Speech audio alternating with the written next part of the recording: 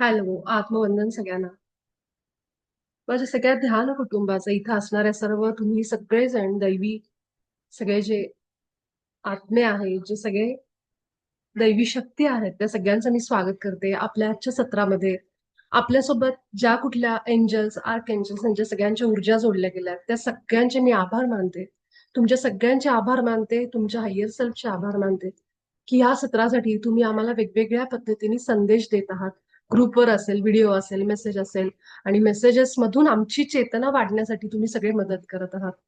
त्यासाठी मी सगळ्या दैवी शक्तींचे आभार मानते. जी लोक आपल्या ग्रुपमध्ये आहेत, ज्या सगळ्यांचा हा आध्यात्मिक प्रवास सुरू आहे, त्या सगळ्यांचं मी अभिनंदन करते आणि एक माझ्या हृदयातून तुमच्या सगळ्यांना प्रेम आणि प्रकाश पाठवते. हे सत्र सुरू व्हायच्या आधी मी थोडस शांत बसते रोजच्या रोजच, की काय मला काही असा वेगळा संदेश येतोय का, किंवा आज काय शेअरिंग करायचंय. बऱ्याचदा ते असं येत नाही, पण आज मला एक व्यवस्थित डोळ्यापुढे एक चित्र आणि व्यवस्थित उदाहरणासहित शेअरिंग आलं, ते म्हणजे हे. आणि म्हणून मी हा बोर्ड जो आहे, जो मी घरामध्ये वापरते जेव्हा मी इथं सगळ्यांना मेडिटेशन आणि रेकी बद्दल काही, तर त्यावर मला हे आज काढण्याची आज्ञा म्हणा, आदेश म्हणा, म्हणून मी हे सगळ्यांसमोर आज ओपन करून ठेवलंय. आज आपण एक महत्वाची गोष्ट आपल्या आयुष्यातली समजून घेणार आहेत, जी आज आपण ग्रुपवर पण बघितली, की कंपॅरिझन आणि तुलना. तर ह्याच्याबद्दल तुम्हाला हे जे समोर दिसतंय, हे फ्रिक्वेन्सी पिरॅमिड जेव्हा मी एकदा दाखवलं होतं सुरुवातीला स्क्रीन शेअर करून, त्यातलेच हे एक उदाहरण घेतलेलं आहे. ह्याच्यामध्ये मी एक उदाहरण तुम्हाला दिलंय, जर सगळ्यांना दिसत असेल तर थोडंसं पुढे घेते.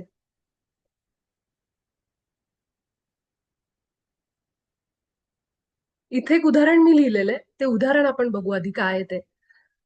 एक व्यक्ती आहे, आपण उदाहरण समजू, त्या व्यक्तीचं नाव आहे स्नेहल. ठीक आहे. आपल्या ग्रुपमधली स्नेहल. ठीक आहे. तिला कशामध्ये तरी यश मिळालंय. हा. आणि तिने ती न्यूज तिच्या जवळच्या लोकांना सांगितली. त्यामध्ये तिचा मित्र परिवार, नातेवाईक सगळे आहेत. आता आपण समजू, ए नावाचा जो व्यक्ती आहे, जेव्हा ही न्यूज ऐकली स्नेहलची, त्या व्यक्तीच्या मनात पहिली जी भावना आली ती भीती आली. बी नावाचा व्यक्ती आहे, त्याच्या मनामध्ये दुःख आलं. हा. सी नावाचा जो व्यक्ती आहे, त्याला शेम, लाज, की मी असं काही करू शकलो नाही माझ्या आयुष्यात म्हणून. ठीक आहे. ही 3 उदाहरणं खालच्या व्यक्तींची झाली. याचा हिचं यश बघून दुसरा जो व्यक्ती आहे, त्याच्यामध्ये एक धाडस निर्माण झालं, की मी सुद्धा माझ्या आयुष्यामध्ये असं काहीतरी मिळवेल, मी पण पुढे जाऊ शकतो. जे आधी त्याला थोडस भीती वाटत होती, की आपण हे अचीव्ह करू किंवा नाही. थोडस वर गेल्यानंतर एक ऍक्सेप्टन्स, स्वीकार, हे जे सक्सेस आहे त्याला स्वीकारणारा व्यक्ती तिच्या ग्रुपमध्ये होता. ती भावना त्या माणसामध्ये डेव्हलप झाली जेव्हा त्यांनी ही न्यूज ऐकली. आपण थोडस वर गेल्यानंतर इथं बघतोय, एका व्यक्तीला प्रेम उत्पन्न झालं स्नेहलबद्दल आणि भगवंताबद्दल, की तिला हे यश मिळालं, त्यासाठी त्या माणसाच्या मनामध्ये प्रेमाची भावना आली. ठीक आहे. आता आपण हे जे सगळं बघितलं, तुम्ही जर गुगल केला तर तुम्हाला तो फ्रिक्वेन्सी पिरॅमिड दिसेल, जिथे ह्या सगळ्या इमोशन्स, या सगळ्या भावनांना एक एक फ्रिक्वेन्सी दिलेली. फ्रिक्वेन्सी म्हणजे मार्क्स समजू आपण, की जसं आपण शाळेत असताना आपल्याला जे मार्क्स मिळायचे, आपण जितकी एक्झाम मध्ये, परीक्षेमध्ये लिहिलंय त्याच्यानुसार आपल्याला मार्क्स दिले जायचे. तर असं समजा की ह्या एक एक लेवल आहेत, ह्या एक एक पायऱ्या आहेत, ज्या आपण आपल्या आयुष्यामध्ये गाठतोय.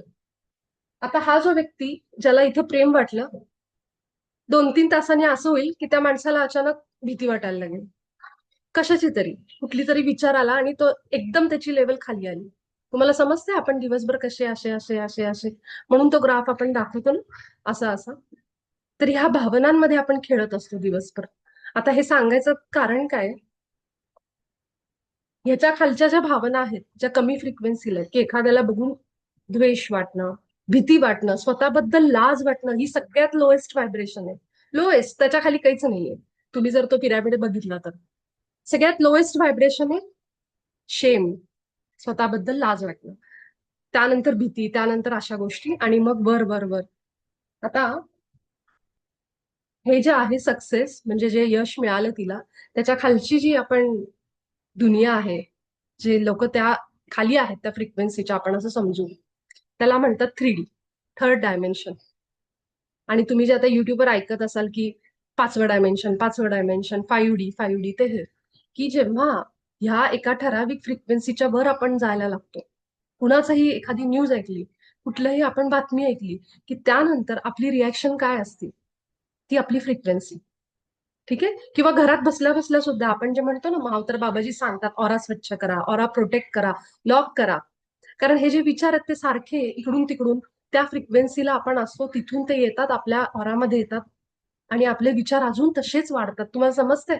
आता समजा जी व्यक्ती फिअरमध्ये, भीतीमध्ये, अरे च्या हिला कसं काही यश मिळालं आणि मी हे कधी करू शकेन का माझ्या आयुष्यात, ही भीती झाली. ठीक आहे. ह्या व्यक्तीच्या मनात तो विचार आला त्या क्षणी, त्याची फ्रिक्वेन्सी किती आहे? 100 आहे. त्या पिरॅमिड प्रमाणे मी सांगतेय, मला माहित नाही. हे पिरॅमिड सगळे तुम्हाला युट्यूब, गुगलवर वगैरे मिळतील. त्याप्रमाणे दुःखाची फ्रिक्वेन्सी 75. म्हणजे कुणाचाही चांगली न्यूज ऐकून किंवा आपण जेव्हा दुःखात असतो कुठल्याही कारणामुळे, त्यावेळेस आपली फ्रिक्वेन्सी लो असते. आपल्यालाही माहिती, आपल्याला रडू येतं, निराश होतो आपण. ठीक आहे. त्यावेळेस तशी तशी लोकांबरोबरच आपली फ्रिक्वेन्सी मॅच झाल्यामुळं असे अनेक लोक आहेत की एका क्षणाला माझ्यासोबत दुःखात असतील, माझ्यासोबत भीतीत असतील. माझ्यासोबत अशी अनेक लोक आहेत की ज्यांना आत्ता लाज वाटत असेल कुठल्या तरी कारणामुळे. त्या सगळ्यांचे विचार आपण अट्रॅक्ट करायला लागतो. ह्याला म्हणतात लॉ ऑफ अट्रॅक्शन. जसा लॉ ऑफ अट्रॅक्शन आपण युट्यूबवर ऐकतो की तुम्हाला जे पाहिजे ते मिळवा, जे पाहिजे ते मिळवा.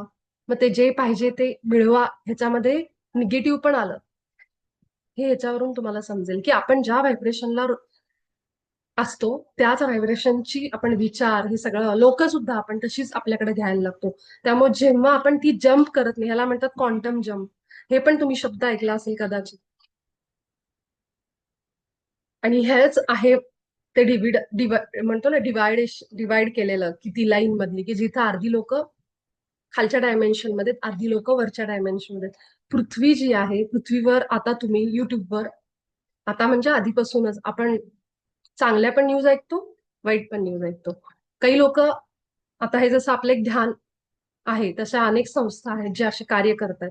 काही लोक देवळांमधून सत्संग घेतात, काही लोक देवळांमधून पारायण घेतात. आपल्याच देवी देवतांची सगळी हिस्ट्री, म्हणजे काय म्हणतो आपण त्याला, प्रवचनं देतात. तर हे सगळं सांगणं म्हणजे लोकांमध्ये अध्यात्म जागृत, धर्माबद्दल किंवा आपल्या देवी देवतांबद्दल तो एक भाव जागृत करणं, की जिथं आपल्या देवी देवतांमध्ये जे प्रेम, करुणा या सगळे गुण आहेत ते पुन्हा त्यांना आठवण करून देणं की आपण त्यांच्या वंशातले. ही सगळी त्यांच्या आतमध्ये कुठेतरी हृदयचक्र ओपन करण्याची, त्याच्यासाठी ही प्रवचनं, कीर्तनं दिली जातात. तर हा एक त्याचा प्रकार आहे. तर ह्या पद्धतीने काही लोक प्रयत्न करतात आणि काही लोक प्रयत्न करतात की न्यूज किती खोटी देता येईल, किती लोकांमध्ये कंपॅरिझन, मग ते कुठलंही माध्यम असेल, की असं करणारी, म्हणजे ती सुद्धा शक्ती आहे, ही सुद्धा शक्ती आहे. दोन्हीही आपापल्या पद्धतीने कामाला लागले. पण जितकी काही आपण म्हणतो ना, की हे जे वाढतंय, आपण म्हणतो की ध्यान वाढतंय, कुंडलिनी बद्दल माहिती, अशा सगळ्याची माहिती वाढायला लागली, लोकांमध्ये अवेअरनेस यायला लागलाय. ह्याचा परिणाम त्या ज्या निगेटिव्ह शक्ती आहेत असं आपण म्हणू, निगेटिव्ह पॉझिटिव्ह दोन्ही आहेत, तर त्याच्यावर हे भारी पडतंय. कारण लोक जागी व्हायला लागली स्पिरिच्युअलिटीमध्ये. लोकांना समजायला लागलं की सगळ्या माझ्या आत आहे. आणि ह्याच्याकरता जे आपण काल म्हणत होतो की हे दैविक गुण आपल्याला जागृत करायचे, तर हे सगळं सांगायचा उद्देश हा होता की सगळ्यात वरची जी लेवल आहे ह्या पिरॅमिडमध्ये ती आहे एनलायटनमेंट, पीस, जॉय. प्रेमापेक्षा पण वरचं, त्या जर तुम्ही पिरॅमिड बघितला तर प्रेमापेक्षा पण वरची फ्रिक्वेन्सी दिलेली आहे जॉयला. जॉय म्हणजे काय? आनंद. आणि आपण आनंदासाठी कुणावर डिपेंड आहोत? सगळं बाहेर. जरा एक पिक्चर बघते म्हणजे मला बरं वाटेल, ते तात्पुरता आनंद आहे. पण आपले संत काय सांगायचे, आनंद आतमध्ये आहे. आनंदाचा झरा तुमच्या आतमध्ये. तुम्ही कुठल्या गावाला जाऊन आला, ट्रिपला जाऊन आला, तात्पुरता क्षणिक आनंद. पण तुम्हाला जर कायमच आनंदामध्ये, त्या फिलिंग मध्ये राहायचं, जे आपले संत राहायचे, ज्या ज्ञानेश्वरांना समाजाने इतकं छळलं, त्यांच्यावर इतका अन्याय झाला, पण त्या ज्ञानेश्वर महाराजांनी विश्वाच्या कल्याणासाठी पसायदान दिलं. ते कुठे होते? एनलायटनमेंट ह्या फ्रिक्वेन्सी, सगळ्यात उच्च ऊर्जेला होते महाराज. म्हणजे विचार करा त्यांची काय ऊर्जा असेल. आणि हे जे फ्रिक्वेन्सी आहेत, ही फ्रिक्वेन्सी म्हणजे काय, ह्याच्यानुसार जसं या ब्रह्मांड सगळं अणुरेणूंनी बनलेलं आहे, हे आपल्याला माहितीये. तर अणुरेणू व्हायब्रेट करत असतात, फिरत असतात, हे माहितीये. जेवढी फ्रिक्वेन्सी तितकं ते व्हायब्रेशन चालू असतं. आणि जितकं ते व्हायब्रेशन होत असतं तितका एखाद्याचा ऑरा लाईट बाहेर पडत असतो, एनर्जी बाहेर पडते. कारण कुठली गोष्ट फिरायला लागली, त्याच्यामध्ये मुवमेंट आली, गती आली, की त्याच्यामधून ऊर्जा बाहेर पडते. आपण हात एकमेकांना घासतो म्हणजे काय करतो? मूव्ह करतो हात. मग आपल्याला गरम गरम जाणवतं हाताला, म्हणजे ऊर्जा उत्पन्न झाली. त्याप्रमाणे ज्या ऊर्जेला एखादा माणूस सतत भीतीच आहे, कितीही त्याला पॉझिटिव्ह सांगा, कितीही त्याला हे सांगा, तो त्याला भीतीच उत्पन्न होती की मी काही करू शकेन का नाही. आत्मविश्वास नसणं, स्वतःवर विश्वास न ठेवणं, आतला आवाज न ऐकणं, विलिंगनेस टू डू, काल जे आपण बोललो की काहीतरी केलं पाहिजे ना, एक स्टेप पुढे घेतली पाहिजे. तर तुम्ही किती प्रयत्न करता, जसं आपण ते वर्कशॉप टाकलं, त्याला रजिस्टर करा म्हणलं, तर केलं. ती विलिंगनेस किती आहे, त्याला पण एक फ्रिक्वेन्सी, की तुम्हाला जेव्हा कुणी सांगतं आणि ती गोष्ट तुमच्या हिताची असेल तर तुम्ही करता का, ह्याला पण एक फ्रिक्वेन्सी. त्यानंतर आहे जजमेंट, निंदा करणं. तर म्हणून आपले संत सांगायचे निंदा करू नका, कारण जेव्हा तुम्ही निंदा करता तेव्हा ती सगळ्यात खालची व्हायब्रेशन आहे. तर ह्या ऊर्जांमध्ये आपण कुणी असं नाहीये की आपण एकाच स्टेटला दिवसभर किंवा काही दिवस, हे प्रयत्नांनी करता येतं, अवघड नाही, अशक्य नाहीये. आता लोक म्हणतात ना की विपुला हे सगळं आम्हाला पटलं, पण आपण काही संत होऊ शकत नाही, आपण काही त्या लेवलला जाऊ शकत नाही. मुळात हा विचारच लोअर व्हायब्रेशनचा आहे. मी कुणालाही इथं जज करत नाहीये की इथं अशी लोक आहे. माझ्या मनात पण यायचा विचारतो की अरे हे किती अवघड आहे असं जगणं ह्या युगामध्ये. Practically it is impossible when we are around people in the office, at home. किती अवघड आहे सगळं जगणं, पण हेच आपल्याला करायचंय. कारण आपल्याला माझ्या आयुष्यामध्ये बदल करायचा आहे. सो मला ह्या दृष्टीने जेव्हा मी पॉझिटिव्हली सतत विचार करून करून करून करून माझ्या आयुष्यात बदलायला लागते, तेव्हा माझी फ्रिक्वेन्सी वाढून मी फास्ट मूव्ह करायला लागते. माझी व्हायब्रेशन्स, कंपन मोठ्या प्रमाणावर होतात, आणि मग त्या कंपनांमुळे, त्या गतीमुळं माझी जी एनर्जी आहे, माझा जे ऑरा आहे, तो एकदम क्लीन, पांढरा शुभ्र, अजून काय म्हणू शकतो, भरपूर लाईट ज्याच्यामध्ये आहे, ज्ञान.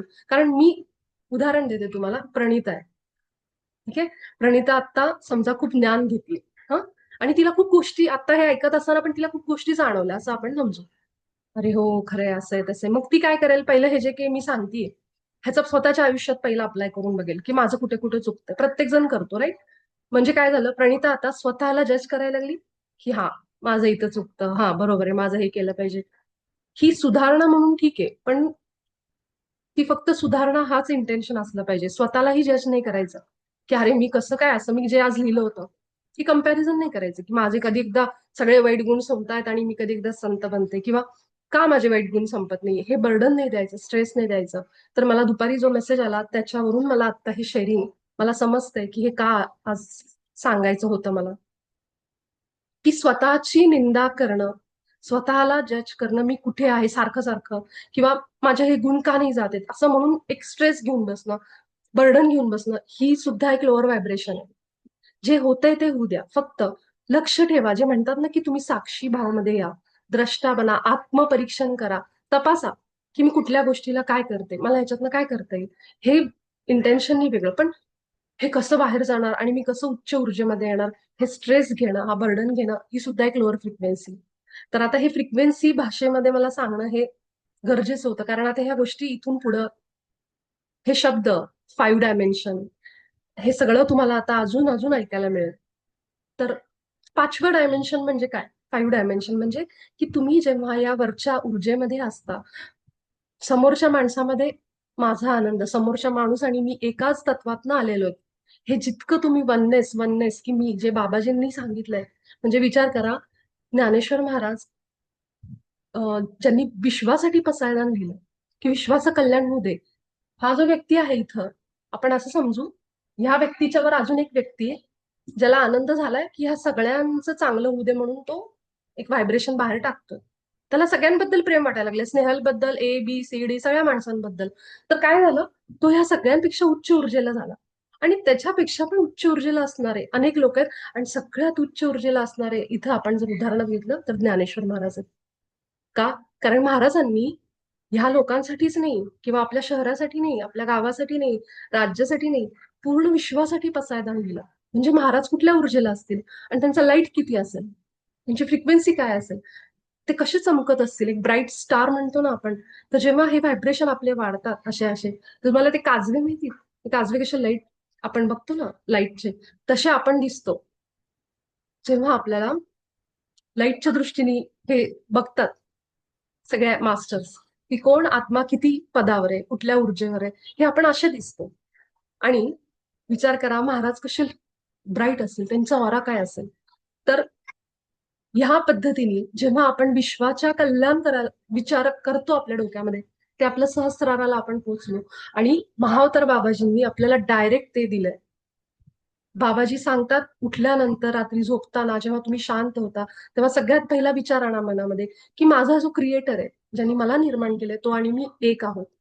दुसरा विचार आणा, मी संपूर्ण सृष्टीला प्रेम आणि प्रकाश पाठवतो. तिथं महाराजांनी आपल्याला सगळ्यात मोठं सिक्रेट दिलंय. म्हणून महाराज म्हणजे बाबाजी सांगतात पुस्तकामध्ये शेवटपर्यंत, की ऑरा, आणि तुम्ही जितका प्रेम प्रकाश पाठवाल, तितका तुमचा ऑरा स्ट्रॉंग होत जातो.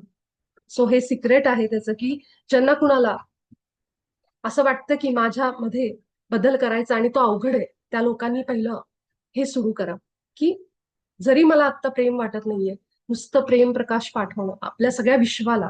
मग त्याच्यामध्ये आपले दुश्मन आले, जे कोणी आहेत ह्या जगातले, आपल्याला न आवडणारे व्यक्ती आला, सगळे आलं, सगळं शहर आलं, राज्य आलं, देश आले, सगळे धर्म जात सगळं आलं त्याच्यामध्ये.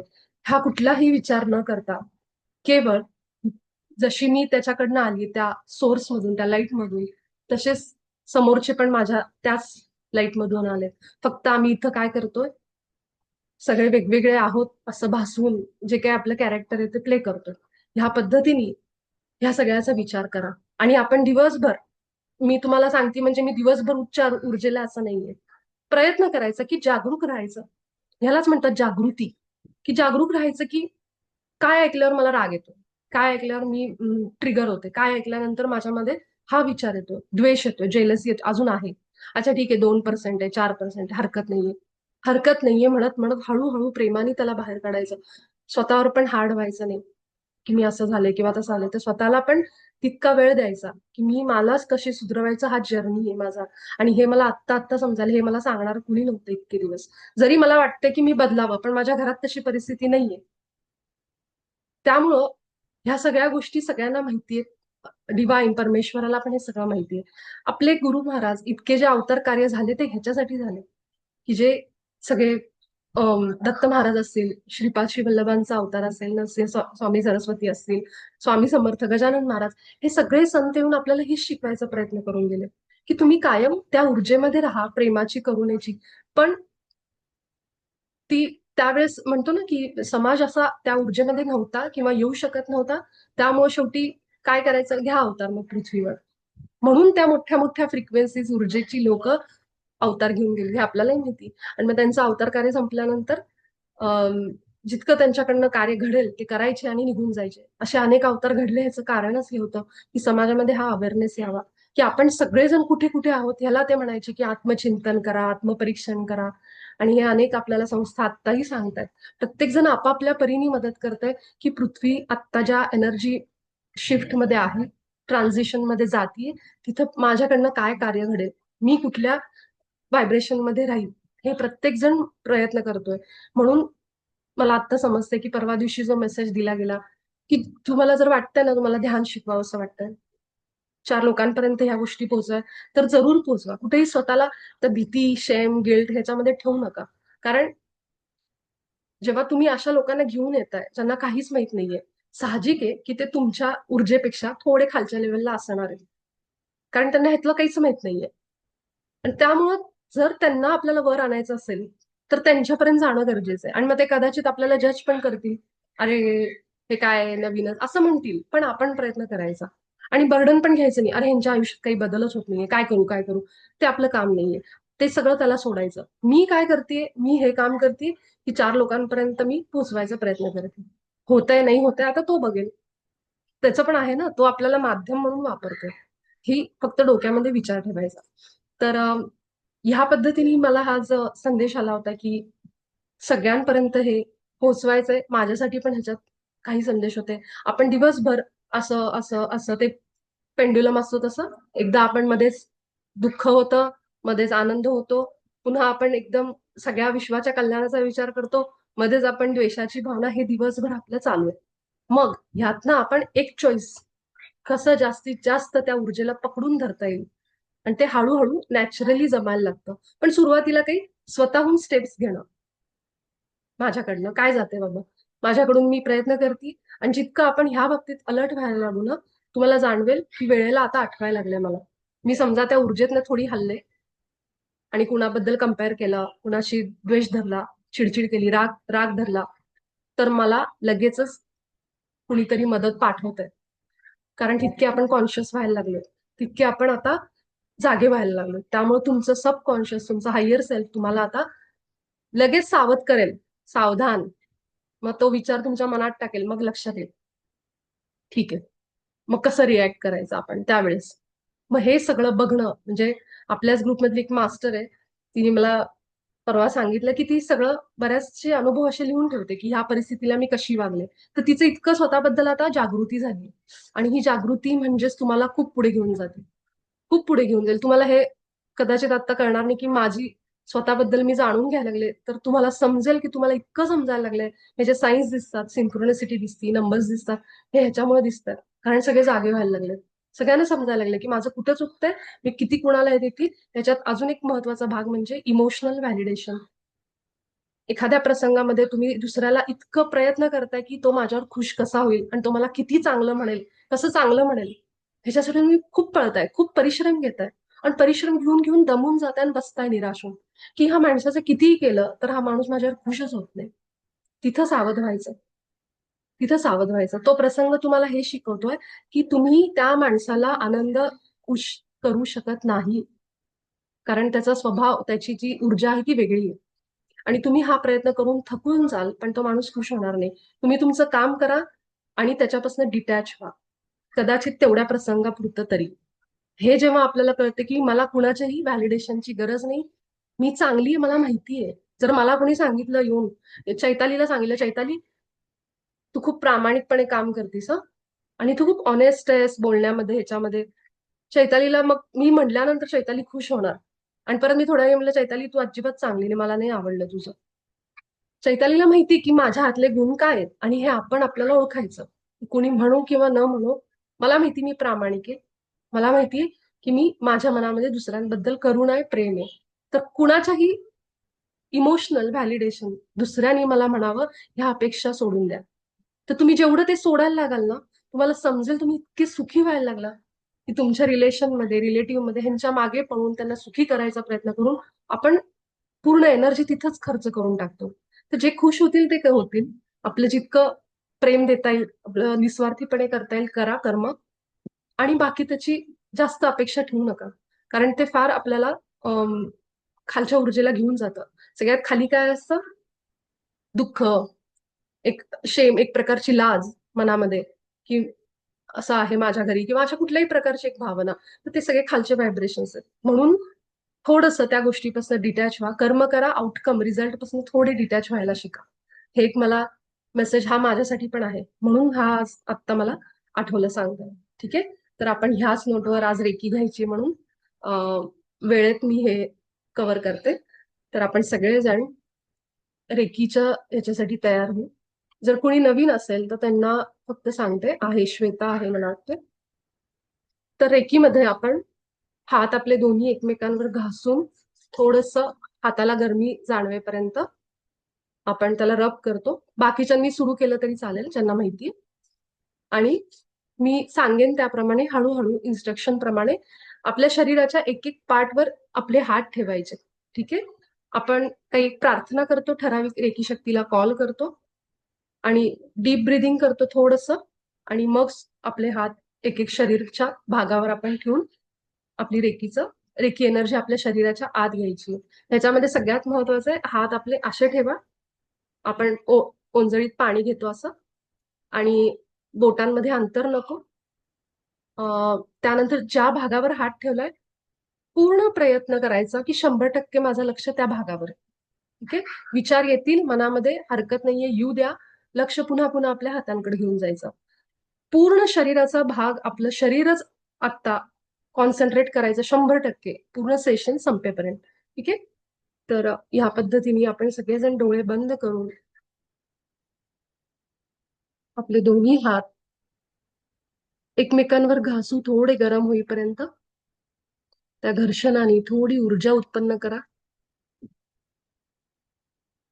सोबतच मोठे मोठे श्वास घेत राहा. थोडं दीर्घ श्वासांनी आपण सगळेजण वर्तमानामध्ये येऊ.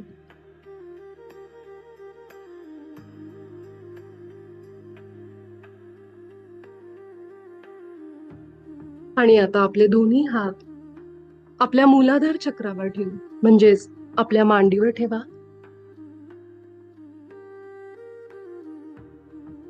सोबतच आपल्या मनामध्ये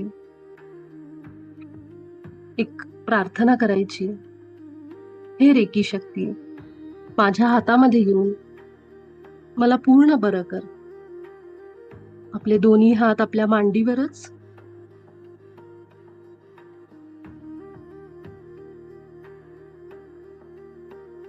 आपले गुरु भगवंत, ज्या काही देवाला आपण मानतो, त्या ईश्वराला आपण आवाहन करू की तुम्ही माझ्यासोबत या सत्रामध्ये या आणि मदत करा. आपलं सगळं लक्ष आपण शरीराच्या बुडावर ठेवणार आहोत आणि मोठे मोठे श्वास घेत राहणार आहोत. थोडा काही वेळ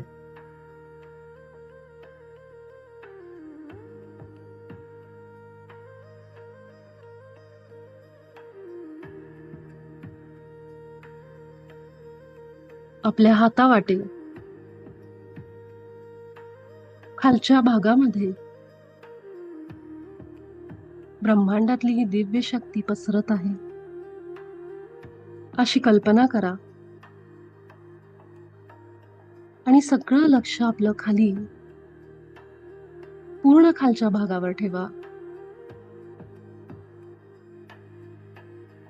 आज मी इथं आहे, हा मार्ग मला दाखवण्यात आलाय, त्यासाठी मी माझ्या गुरूंचे, माझ्या ईश्वराचे, माझ्या आत्म्याचे आभार मानते. अनेक आव्हानांचा सामना करत अनेक जन्म या यातनेमध्ये राहिल्यानंतर मी आता या साधना मार्गामध्ये आले.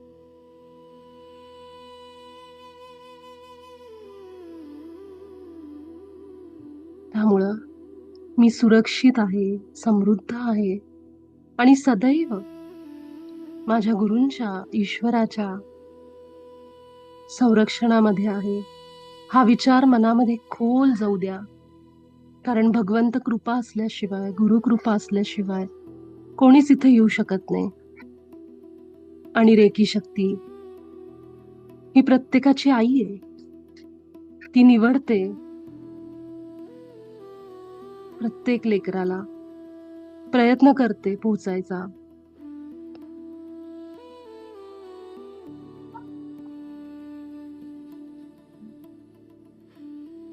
आपण सगळेजण पृथ्वी मातेशी घट्ट जोडलेलो आहेत.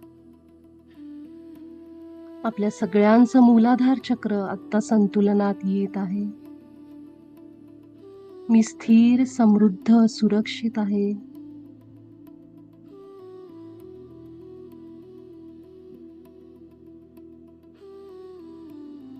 पूर्ण लक्ष आपलं जिथं जमिनीला स्पर्श होतोय त्या भागावर. शरीराचं वजन जाणवत असेल, भार जाणवत असेल, आता आपला डावा हात खालीच ठेवा मांडीवर आणि उजवा हात मात्र ओटीपोटावर उजव्या बाजूला.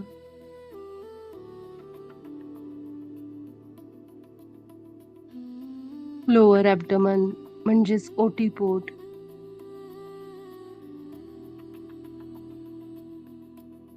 काही सेकंद आपण इथंच ह्या अवस्थेत राहणार आहोत. आपला सगळा ऊर्जेचा प्रवाह खालच्या दिशेने वाहतोय, कारण आपलं लक्ष, फोकस खाली आहे. आपल्याला श्वास सुद्धा जाणवत असतील.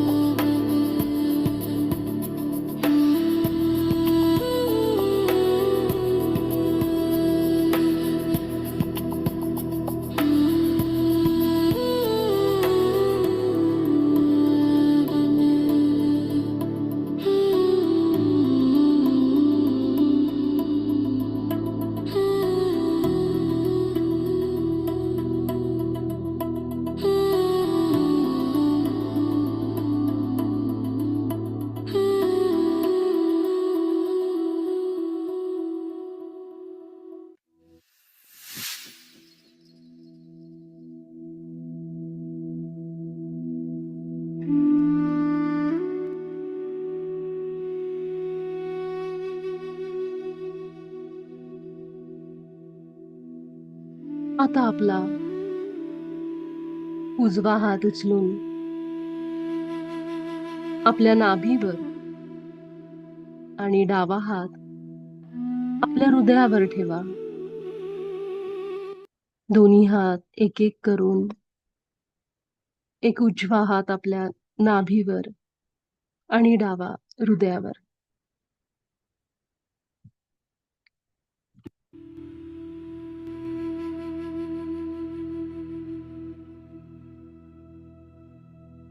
माझं मणिपूर चक्र आणि माझं हृदय दोन्हीकडे माझं लक्ष आहे.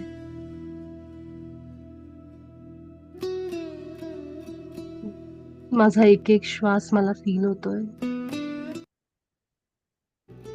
माझा आत्मविश्वास,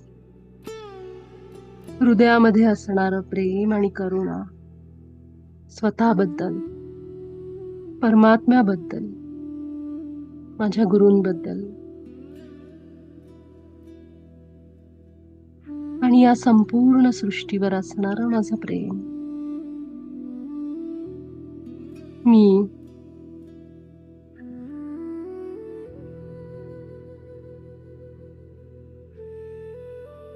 सर्व कृती करू शकते. माझा आत्मविश्वास वाढत आहे.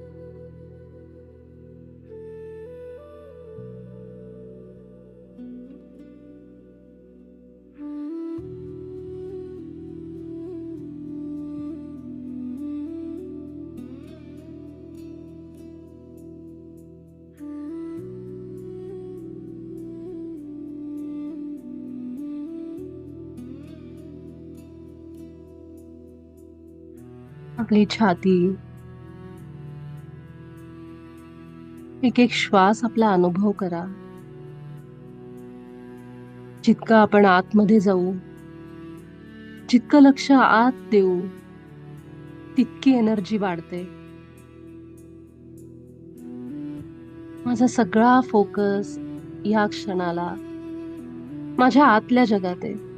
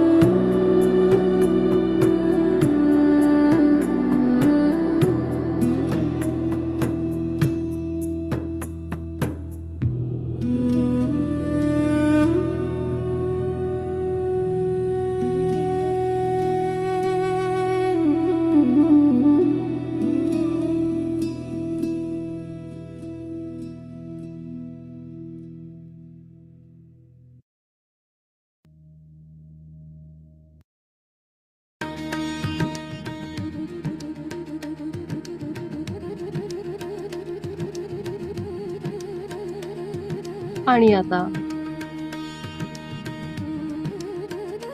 आपला उजवा हात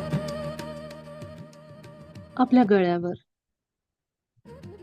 आणि डावा हात आपल्या कपाळावर ठेवायचा. आपलं विशुद्धी आणि आज्ञाचक्र आपण संतुलनात आणत आहोत.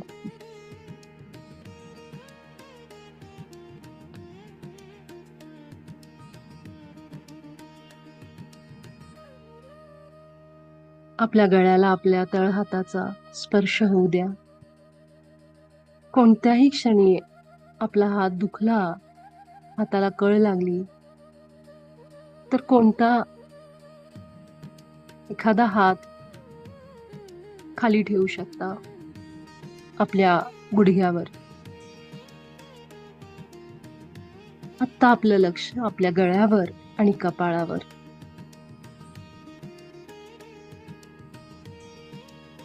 मी चूक करत आहे का, बरोबर करत आहे का, हा कुठलाही विचार ह्या क्षणी मनात न आणता जी क्रिया होत आहे ती होऊ द्या.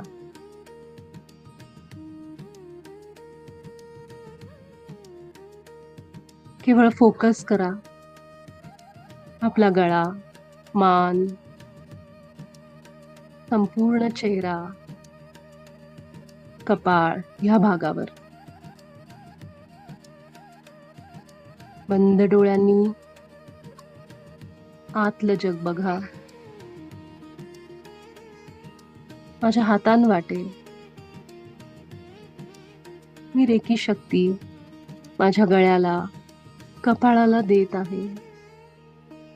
रिलॅक्स होत आहे, अजून रिलॅक्स. मला जिथं व्यक्त व्हायचंय, ज्या पद्धतीने व्यक्त व्हायचंय, चित्रकला, डान्स, गाणं, त्या पद्धतीने मी होते.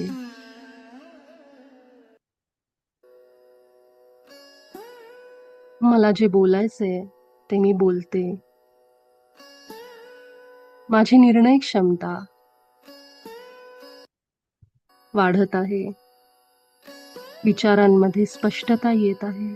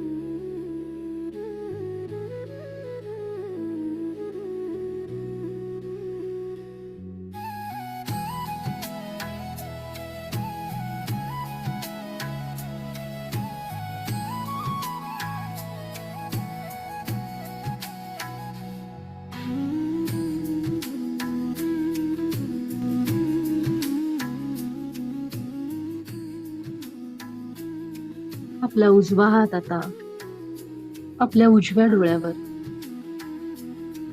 आणि डावा हात डाव्या डोळ्यावर. काही क्षण ह्या अवस्थेमध्ये राहा.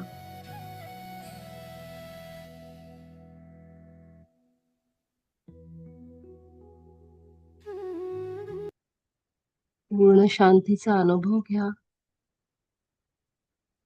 आणि जेव्हा आपल्याला इच्छा होईल